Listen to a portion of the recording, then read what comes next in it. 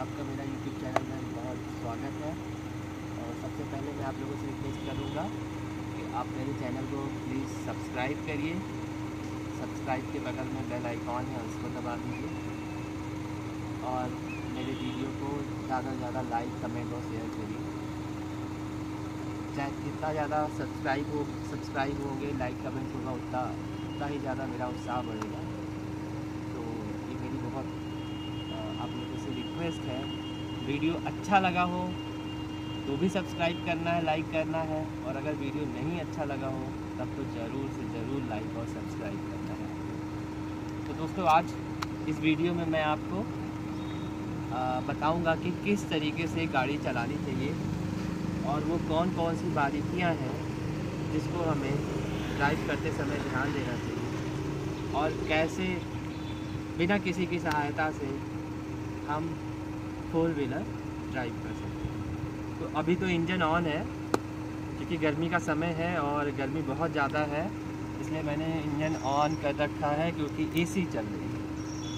और जैसे ही बंद करूँगा एसी भी बंद हो जाएगी। बट अब हम शुरू करते हैं कि गाड़ी को चलाना कैसे। आइए सबसे पहले हम आपको दिखाएं कि गाड़ी में मेन पार्ट्स कौन कौन से हैं जिसको हमें शुरू में ध्यान में देना है। तो सबसे पहले जो मेन पार्ट है गाड़ी को चलाने का, वो नीचे देखिए, ये आपका क्लच है, उसके बगल में आपका ब्रेक है और ब्रेक के बगल में आपका ये एक्सीलेटर है।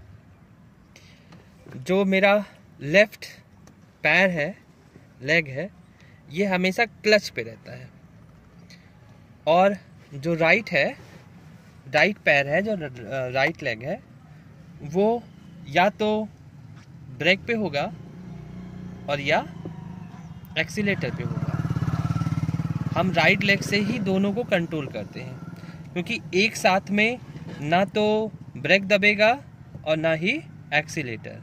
अगर एक्सीलेटर दबेगा तो हमारे पास ब्रेक की कोई आवश्यकता नहीं पड़ती, और अगर हमें ब्रेक लेना है तो जाहिर सी बात है एक्सीलेटर हमें छोड़ना पड़ेगा।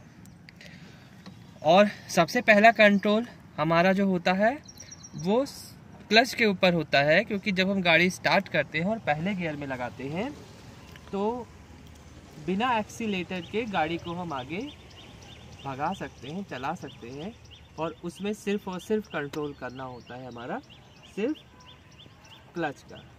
और जो सबसे बड़ी गलती होती है शुरू में गाड़ी चलाते समय, हम लोग जब क्लच लेते हैं और क्लच को जब छोड़ रहे होते हैं तो सबसे बड़ी गलती जो नए लोग सीख रहे होते हैं उसमें ये होता है कि हम क्लच को झटके से छोड़ते हैं, और जैसे ही हम झटके से छोड़ेंगे गाड़ी हमारी बंद हो जाएगी। तो हमारा पहला कंट्रोल, पहला लेसन ये है कि जब हम गाड़ी को स्टार्ट करते हैं तो हमें क्लच को धीरे धीरे छोड़ना होता है, और जब ब्रेक भी लगाना होता है और गाड़ी की स्पीड 10-15 से कम होती है तो पहले हम क्लच दबाते हैं, उसके बाद हम ब्रेक को धीरे धीरे लगाते हैं। अगर हम अचानक लगा देंगे ब्रेक को तो पीछे से आ रहा बंदा गाड़ी की पप्पी ले लेगा और गाड़ी का बैकग्राउंड ख़राब हो जाएगा।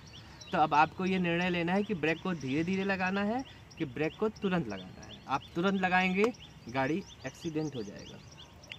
अब सेकंड चीज़ उसके बाद आपको बताना चाहेंगे, क्लच, गियर, एक्सीलेटर की बात हो गई।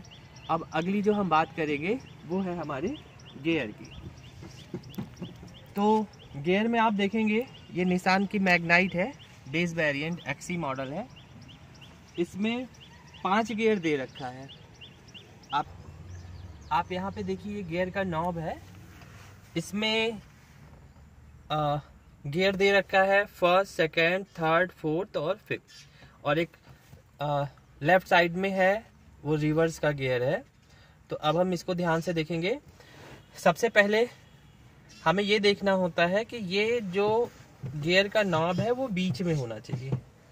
वो कैसे नॉब होगा बीच में, कैसे पता चलेगा? अगर ये दाएं बाएं अच्छे से मूव कर रहा है तो इसका मतलब ये गियर अभी न्यूट्रल में है, कोई भी गियर नहीं लगा हुआ है। तो इस तरीके से हम ध्यान देते हैं।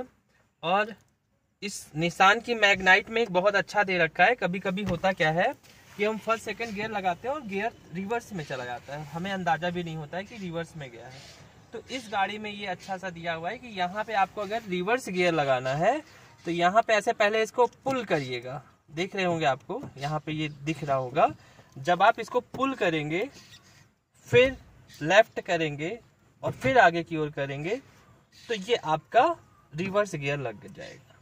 और अगर आप इसे न्यूट्रल से और लेफ्ट करेंगे और बिना पुल किए अगर आप इसको लेफ्ट की तरफ करेंगे और आगे करेंगे तो आपका फर्स्ट गियर लगेगा। तो जो दूसरी गाड़ियां होती है उसमें होता क्या है कि पता नहीं चल पाता और फर्स्ट सेकंड थर्ड गियर लगाने के चक्कर में बीच बीच में रिवर्स गियर लग जाता है। तो वो गाड़ी जो है आगे जाने की बजाय पीछे जाने लगती है, या फिर गाड़ी स्पीड में है और बैक गियर लग गया तो झटके के साथ इंजन आपका खराब ही होगा और कुछ नहीं होगा। गियर के बगल में आप ये देखिए, ये हैंड ब्रेक दे रखा है और ये हैंड ब्रेक बहुत ही काम की चीज़ होती है। जैसे ही गाड़ी को हम न्यूट्रल करते हैं, न्यूट्रल करने के बाद हम ब्रेक लगा लेते हैं। ये परमानेंट ब्रेक है, इमरजेंसी ब्रेक है जो नीचे की ओर दिया हुआ है। और ये ब्रेक जैसे आपको गाड़ी पार्क करनी है या चढ़ान पे है, गाड़ी बंद हो चुकी है और आपको गाड़ी को वहाँ पे स्थिर रखना है, तो वहाँ पे आपको हैंड ब्रेक लगाना पड़ता है। और जब ये हैंड ब्रेक आपका छूटेगा तो आप ये सोचेंगे अगर इसको हम दबा दें और इसको दबा करके ये हैंड ब्रेक नीचे चला जाएगा, तो ऐसा नहीं होगा। इसके लिए आपको क्या करना है, पहले ये जो बटन दी हुई है, पहले हैंड ब्रेक को हल्का सा ऊपर की ओर पुश करेंगे और फिर इसे दबाएंगे, तभी ये दबेगा। अदरवाइज बिना पीछे पुश किए हुए आप चाहेंगे कि इसको दबा दें तो ये नहीं दबने वाला। आपको हल्का सा ऊपर की ओर पुश करना होगा, इसको दबाना होगा, फिर ये आपका हैंड ब्रेक फ्री हो जाएगा। तो आपकी बात हो गई, क्लच की बात हो गई, ब्रेक की बात हो गई, एक्सीलेटर की बात हो गई, गियर की बात हो गई। कुछ गाड़ियों में 6 गियर होते हैं, इसमें 5 गियर है। आपकी हैंड ब्रेक की बात हो गई। अब जो अगला हम आपको बताने वाले हैं वो स्टीयरिंग के बारे में बताने वाले हैं, जो कि बहुत ही ज़्यादा इम्पोर्टेंट है। क्यों इम्पोर्टेंट है? हमारे गाड़ी का यहाँ से जो बोनट है, हम आगे बोनट तो देख सकते हैं, बट हम आगे अपने पहियों को नहीं देख सकते हैं गाड़ी में बैठने के बाद कि गाड़ी का पहिया सीधा है, राइट टर्न है कि लेफ्ट टर्न है। वो हमको बताता है हमारा ये स्टीयरिंग। सबसे इम्पोर्टेंट चीज़ है। कैसे बताता है? यहाँ पे आप देखेंगे कि इस